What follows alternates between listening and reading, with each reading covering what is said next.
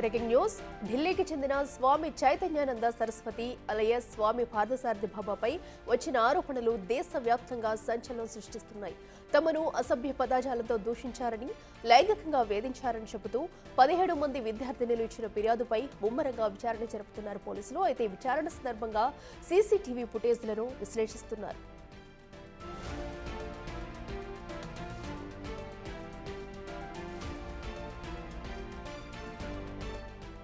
నిందితుడు ఉండే ప్రాంతంలో తనిఖీలు నిర్వహించారు. అయితే ప్రస్తుతం స్వామి పార్థసారథి పరారీలో ఉన్నాడని, చివరిసారిగా అతడి లొకేషన్ ఆగ్రా వద్ద గుర్తించామని చెబుతున్నారు.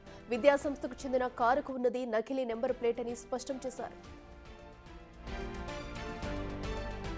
ఒడిశాకు చెందిన బాబా పార్థసారథి 12 ఏళ్లుగా ఢిల్లీలోని ఆశ్రమంలో ఉంటున్నాడు. అయితే ఆయనపై ఈ ఆరోపణలు రావడం ఇదే మొదటిసారి కాదు. 2009లోనూ మోసం, లైంగిక వేధింపుల కేసు ఆయనపై నమోదైంది. ఇక 2016లోనూ ఇదే తరహా కేసు ఫైల్ అయింది.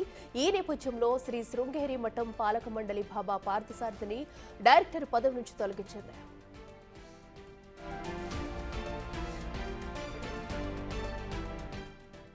ఇదే అంశానికి సంబంధించి మరింత సమాచారం మా ప్రతినిధి శివ లైవ్ లో అందిస్తారు. శివ, చెప్పండి. బాబా పార్థసారథిపై అయితే లైంగిక ఆరోపణలు వచ్చాయి. మరి ప్రస్తుతం పోలీసుల్లో ఆయన పట్టుకునేందుకు ఎలాంటి చర్యలు తీసుకుంటున్నారో, అతను కూడా పరారీలో ఉన్నట్టయితే తెలుస్తుంది. పూర్తి డీటెయిల్స్ ఏంటి?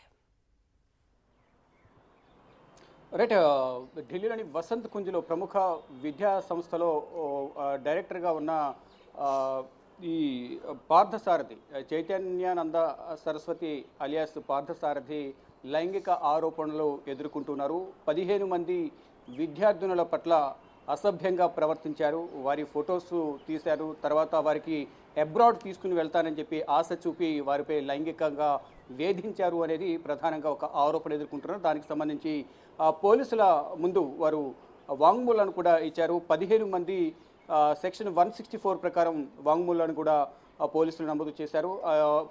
కేసు నమోదు చేసిన వెంటనే ఈ శృంగేరి మఠంలో పనిచేస్తున్న ఈ డైరెక్టర్గా ఉన్న పార్థసారథిని పట్టుకునేందుకు చర్యలు ప్రారంభించారు.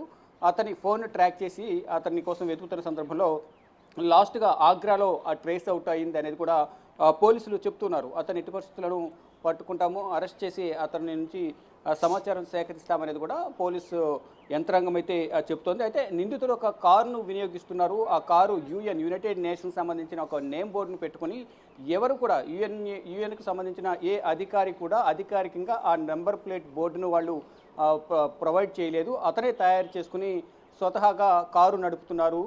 దానికి కూడా సపరేట్ సెక్షన్స్ కింద కేసు నమోదు చేస్తాము. ఆ కారును కూడా మేము ప్రజెంట్ స్వాధీనం చేసుకున్నాం అనేది కూడా పోలీసు విభాగానికి సంబంధించిన కీలక అధికారులు కూడా చెప్తూ ఉన్నారు. అయితే ఎందుకు అంటే ఇంతకుముందు మీరు చెప్పినట్లుగా గతంలో కూడా మోసం, లైంగిక వేధింపులకు సంబంధించిన కేసులు కూడా అతనిపై ఆరోపణలు ఉన్నాయి. గతంలో కూడా కేసులు నమోదయ్యాయి. 2012, 2016లో కూడా కేసులు ఉన్నాయి. ఇప్పుడు ఢిల్లీలో గత కొంతకాలంగా శృంగేరి మఠంలో ఆయన ఒక డైరెక్టర్గా వ్యవహరిస్తూ ఉన్నారు.